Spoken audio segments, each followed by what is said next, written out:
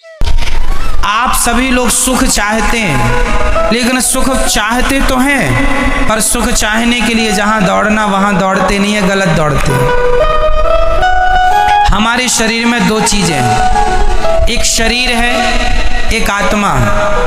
थोड़ा सा 5 मिनट का समय लेके मैं ये प्रश्न आपको उठाऊं और बहुत अच्छी बात आज आपको बता दूं, आपके बहुत सारे डाउट्स क्लियर भी हो जाएंगे। सुनो, हमारे शरीर और आत्मा अलग है, ये तो हम पहले भी आपको 1000 बार बता चुके हैं। आगे सुनो इससे। क्या हम आंखों से देख सकते, आंखों से सुन सकते हैं? नहीं। क्या कानों से देख सकते हैं? नहीं। क्या हम नाक से खा सकते हैं? समझो, ईश्वर ने सब चीजें अलग अलग बनाई हैं। देखने के लिए आंखें हैं, सुनने के लिए कान। आंखों से सुन नहीं सकते, कानों से देख नहीं सकते, अलग है ना। उसी प्रकार शरीर का सुख है संसार। शरीर का सुख क्या है? संसार क्या है? शरीर का सुख।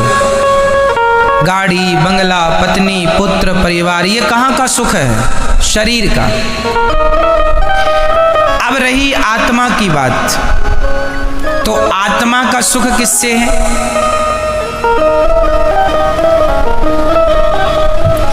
समझो, सिद्धांत को समझो, साइंस को समझो। चलो मैं साइंस से जोड़ता हूं इस सब्जेक्ट को। आप किसी भी वस्तु को ऊपर से छोड़ दीजिए, वो पृथ्वी पे जाके गिरेगा। साइंस कहता है गुरुत्वाकर्षण पृथ्वी में है।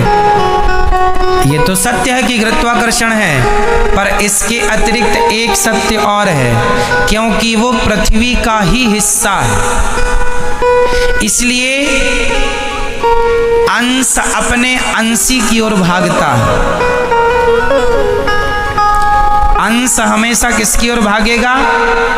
अंशी की ओर। जैसे ये पुष्प, ये किसका अंश है? ये पृथ्वी का अंश है, क्योंकि पृथ्वी से पेड़ बना, पेड़ पर ये पुष्प खिला। तो कुल मिला के, और ये आप रख दो, आप 2-4 दिन, 1 हफ्ता, महीने भर रख दो, ये अपने आप माटी हो जाएगा। कुछ ना करो, माटी हो जाएगा ये अपने आप, हाँ या ना। तो ये किसका अंश हुआ? मिट्टी का। अंशी कौन हुई? अंशी हुई पृथ्वी, और अंश हुआ ये। तो ये पृथ्वी का अंश है, इसलिए ये छोड़ने पर नीचे जाएगा, क्योंकि ये अंशी की तरफ जा रहा है। अब दूसरा, आग। आग हमेशा नीचे नहीं जाती। आग की ज्वाला, आग की लौ, आग की ज्योति ऊपर जाती है। क्यों? क्योंकि वो सूरज का अंश है, क्योंकि सूरज में आग है। तो हर अंश अपने अंशी की तरफ भागता है। हर अंश कहाँ भागता है? अपने अंशी की तरफ। आग किसका अंश है? सूर्य का। तो सूर्य की तरफ भागती है ना आग की ज्वाला, हमेशा ऊपर। तीसरा, इस धरती की नदियां हमेशा किसकी तरफ भागती हैं? समुद्र की तरफ। क्यों? क्योंकि वो समुद्र का अंश है। क्योंकि पानी जो बरसता है, समुद्र का ही तो वाष्पीकरण होता है पानी, और फिर वही बरसता है। तो वो एक्चुअली इनडायरेक्ट वो समुद्र का ही पानी है, बरसता है, नदियों में आया, फिर वो अपने अंश की तरफ भागा, अपने अंशी की तरफ। समझो, जैसे पृथ्वी का कोई भी हिस्सा वो पृथ्वी की तरफ भागता है, कोई भी पुष्प, कोई भी पत्थर, कोई भी मिट्टी का ढेला, क्योंकि वो पृथ्वी का अंश है, इसलिए पृथ्वी की तरफ। आग सूर्य का अंश है, इसलिए सूर्य की तरफ। नदी समुद्र का अंश है, इसलिए समुद्र की तरफ। और हमारी आत्मा ईश्वर का अंश है, ईश्वर अंश जीव अविनाशी। इसलिए जब ये ईश्वर की तरफ भागेगी तब ही इसे सुख मिलेगा, अन्यथा इसे कभी सुख मिल नहीं सकता। आप लोग रसगुल्ला खाते हैं तो आप कहते हैं आनंद आ गया। अरे रसगुल्ला से शरीर को आनंद आ सकता है, इंद्रियों को आनंद आ सकता है, आत्मा का तो रसगुल्ला से कोई लेना देना नहीं। क्यों? आत्मा किसका अंश है? ईश्वर अंश। ये ईश्वर का अंश है। इसलिए यदि आत्मा को सुख देना है, आज लोग दुखी, सब कुछ है आपके पास, फिर भी आप अशांत हैं, फिर भी आप परेशान हैं, उदास हैं। क्यों? क्योंकि आप संसार में सुख ढूंढ रहे हैं। अब मिलेगा, अब मिलेगा। पागल हो, है ही नहीं, मिलेगा कहां से? जैसे आंख कभी सुन नहीं सकती, कान कभी देख नहीं सकता, उसी प्रकार आत्मा कभी रसगुल्ला खा नहीं सकती, आत्मा कभी पानी पी नहीं सकती, आत्मा को पैसों में सुख नहीं मिल सकता, संसार के भोगों में सुख नहीं मिल सकता। आत्मा का सुख तो परमात्मा में है। जितने जल्दी ईश्वर की तरफ बढ़ो लोगे, जितने जल्दी उसका ध्यान कर लोगे, उतने जल्दी सुखी हो जाओगे। सुखी होना चाहते हो तो भगवान की तरफ बढ़ो।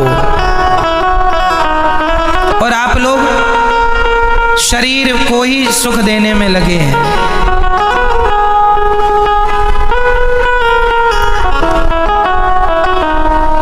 शरीर, इसलिए शरीर जो है ये संसार की तरफ ले जाता है आपको। क्यों ले जाता है? क्योंकि शरीर संसार से बना है। संसार में 5 चीजें हैं, पृथ्वी, जल, वायु, अग्नि, आकाश। और ये 5 चीजों से आपका शरीर बना है, तो आपका शरीर आपको संसार की तरफ ले जाता है, क्योंकि संसार से बना है।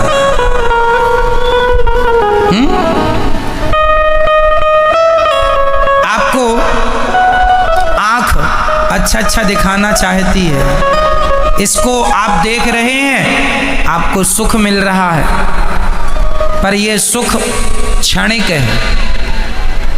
यह सुख क्या है? क्षणिक है, जरा सी देर का। खाने का सुख भी क्षणिक है, जरा सी देर का।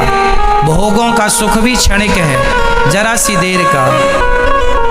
आप जरा सी देर के सुख के पीछे सारी जिंदगी लगाए हैं, सारी जिंदगी। आपको लगता है अरे वो करोड़पति बन गया, मैं भी बन जाऊंगा, मुझे भी सुख मिलेगा। सब करोड़पति बन रहे हैं। पूछ लो करोड़पतियों से वो कितने सुखी हैं।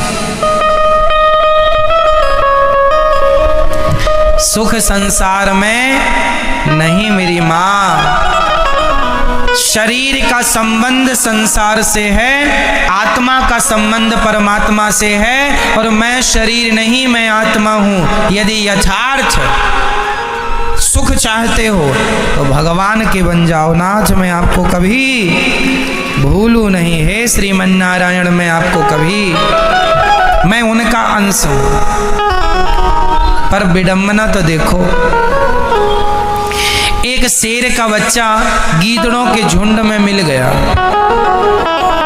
और गीदड़ों के झुंड में मिलकर वो भी गीदड़ों के संग रहने लगा, गीदड़ों की तरह व्यवहार करने लगा, खाने लगा, उन्हीं के संग सोए, उन्हीं के संग जागे, उन्हीं के संग रहे, उन्हीं को अपना बाप समझे, उन्हीं को माता। एक दिन शेर आया और शेर ने देखा कि मेरा कोई अपना आदमी